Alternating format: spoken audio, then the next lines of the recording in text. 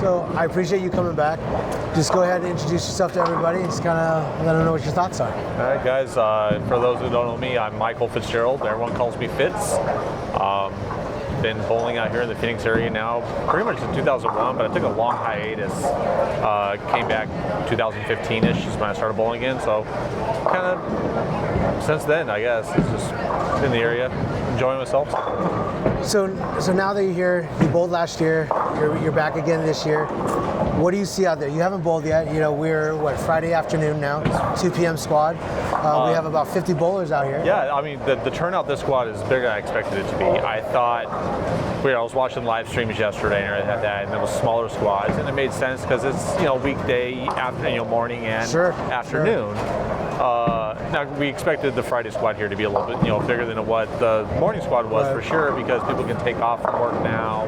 They're arriving from travel, they're going to bowl, but I did not expect to have 50 some odd bowlers. You got 32 lanes of 3 bowlers on a pair, so huge turnout to start up, good, and we're only going to get bigger from this on out. Absolutely. This is definitely where everything ramps up for us, for sure. And kudos to you for running everything again. I mean, I know it's been your baby project, so it's like a yearly project. It's a big undertaking for sure. So I appreciate it. I hope to see it just continue to grow. Yeah. Hopefully we get more entries all around this year than we did last year for you. Absolutely. So. We're on pace to, like I said, we only have 1 year, so to break your record is not really saying much. We're breaking the last year's. Hey, positive strides no matter how small. Absolutely. So you gotta start somewhere. We're gonna take it. We're gonna take the wins where we can get them. But so now that you've kind of been watching the stream, you know a bunch of these players out here. Yeah. I'm sure you've gotten feedback privately. I've seen some stuff. I mean, I haven't really spoken to a whole lot of people about what they've done so far. Given, the information you gave us earlier for what the pattern was, we knew length, we knew volume, and we got a bit of a ratio. Yeah, absolutely. And the one thing that we noticed on the ratio was it was 2 on the outside, 1 to the inside. It was more or less 2 to 1 of reverse. So, that caught my attention. I wanted to look at it, and in my mind, I'm thinking that much volume, that much length, I want probably a lot of urethane is going to go down the lane because people want that ball to pick up, roll early, and control as much as they can until they opened up. But that doesn't seem to be the case for the ones that are having success so far. And the ones that I think that I've seen having success so far, they're throwing bigger, slower balls from inside. They're a little bit inside where I expected some people to try to be. Or when you think flatter patterns, square up, the line straighter. But when you have more ratio on the outside than you do the inside, you can find that friction inside, get your ball slow down faster, and actually recover better from inside, not going the outside. You miss the outside, that ball just flies 60 feet. So do you have a plan of attack? I do. Certain things that you're getting ready to do? I'm going to test them out on the sweeper tonight and see what happens on the fresh. It's going to be a nice little thing before I come tomorrow morning to qualify. And I'm going to look at some bigger ASIM solids. They're relatively slow cores to see if I could just get inside and just relax and not really slow wheel it, because I don't want to get the steep angles, but I don't really feel like I want my break point outside of 10. I want to keep it nice and tight as best I can. Speaking of sweepers, you saw the 2 different scores, right? Unbelievable. This goes to show you how much lane to lane and topography and who you follow takes precedence in this type of a situation. Kudos to Landon, just absolutely demolished the first block of the sweeper. You go 240, 300. He went 243, 300. Yeah. Unbelievable. And then same guy, and I'm pretty sure you'd probably throwing about the same equipment. Goes to start the next block. Minus 60 or so for the next 2. And let me just make sure we're abundantly understood here.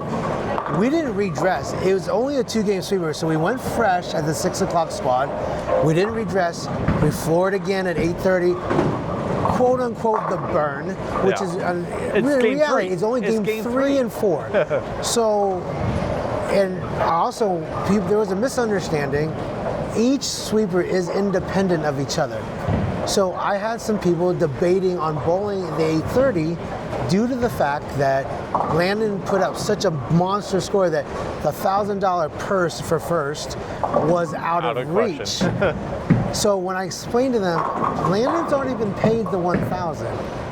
Now, I didn't have that much confidence in saying, oh, Landon just put up the number. I'm going to pay out the 1,000 with one squad to go. So let me just make that abundantly clear. I paid Landon early because we're starting over. Yeah, it's one and done. That is it. And done.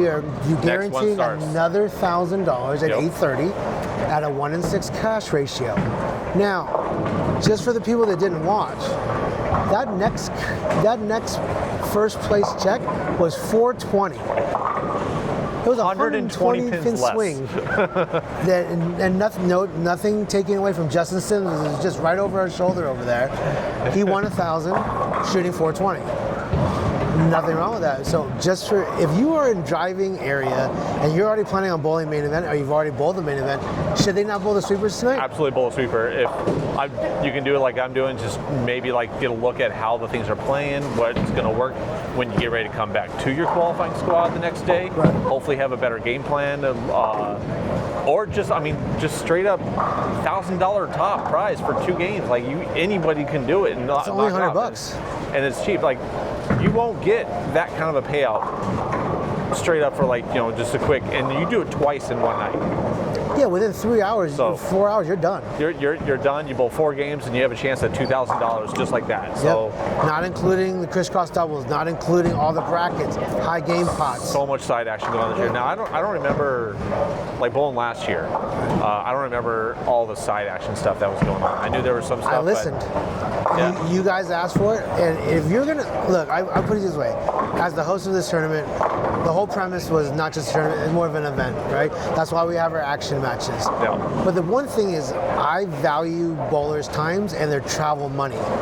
If you're gonna get a flight or make a long trip wherever you're coming from, whether it's around the corner like in Vegas or all the way from Maine, New Jersey, New York.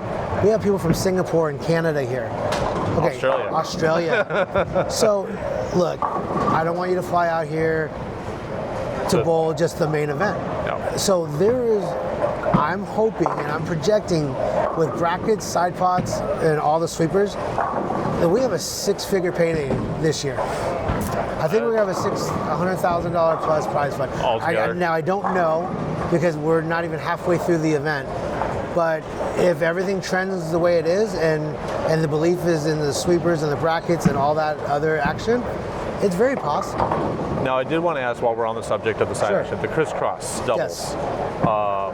That is only with people in your squad at that moment, Absolutely. correct? Okay. You can only cross with people within your own squad because I don't think it's fair.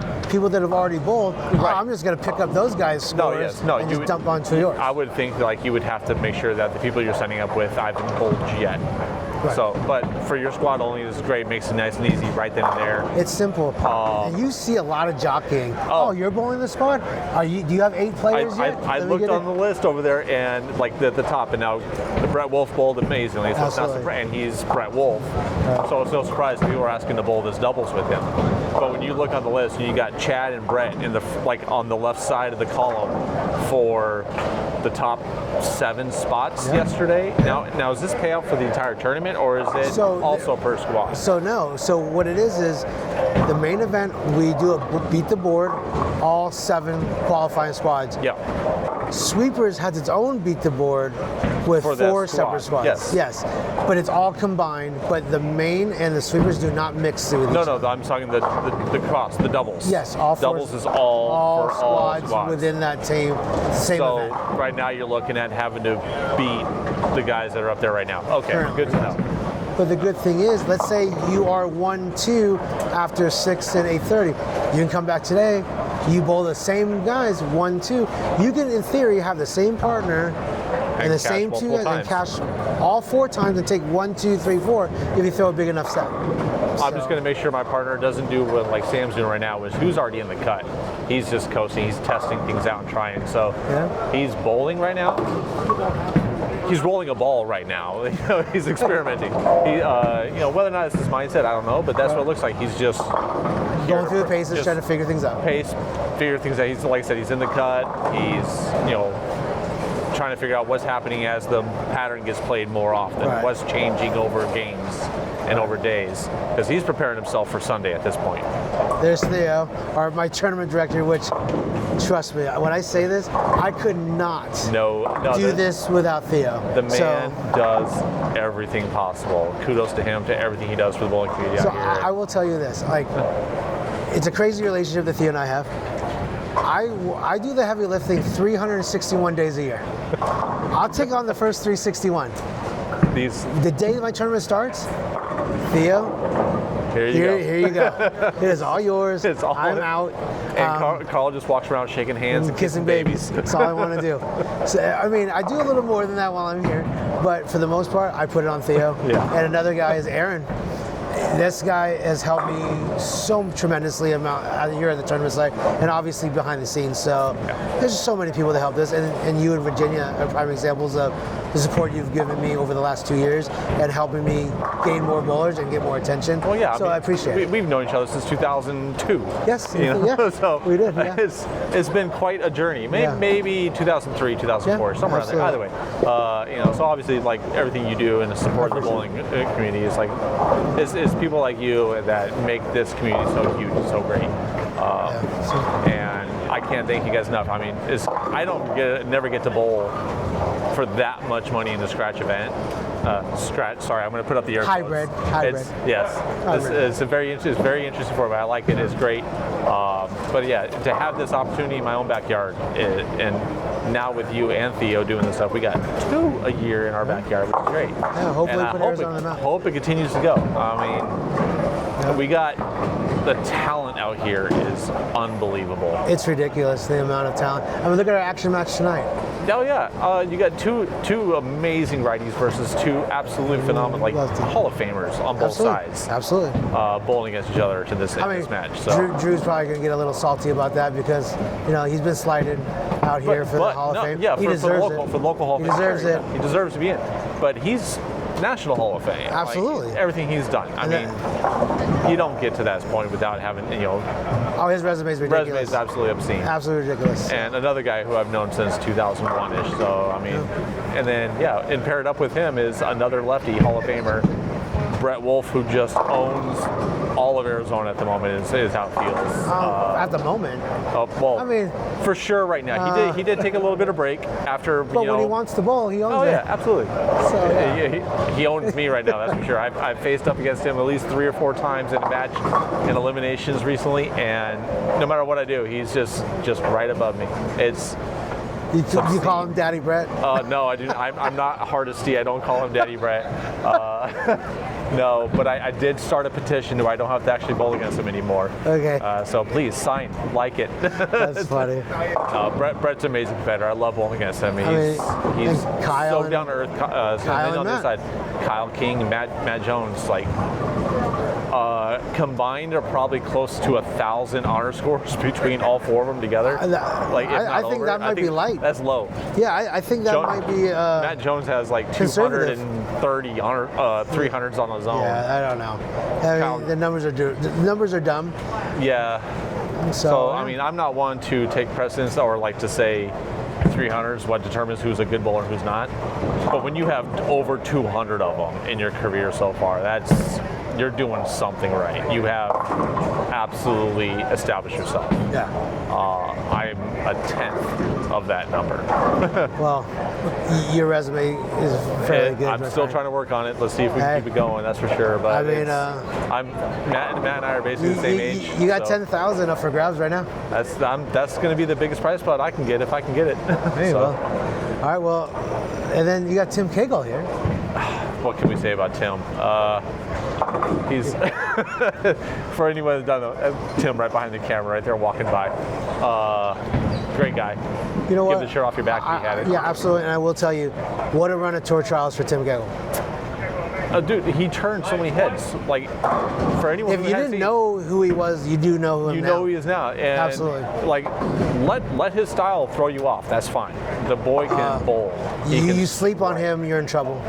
I mean, you can think whatever you want, but he'll run you over. You watch him throw a ball and you laugh at him. Guess what he's going to do? Laugh all the way to the bank with all of your money that he just took. Absolutely. So, well, hey, I appreciate your time. Thank you. Yeah, thank you for being out here. I can't wait to see you out here tonight on the sweepers and make your run tomorrow. It's going to be fun. Let's see what I can learn. I appreciate it, brother. Thank you Thanks very again much. for your time, man. Absolutely. All right, later.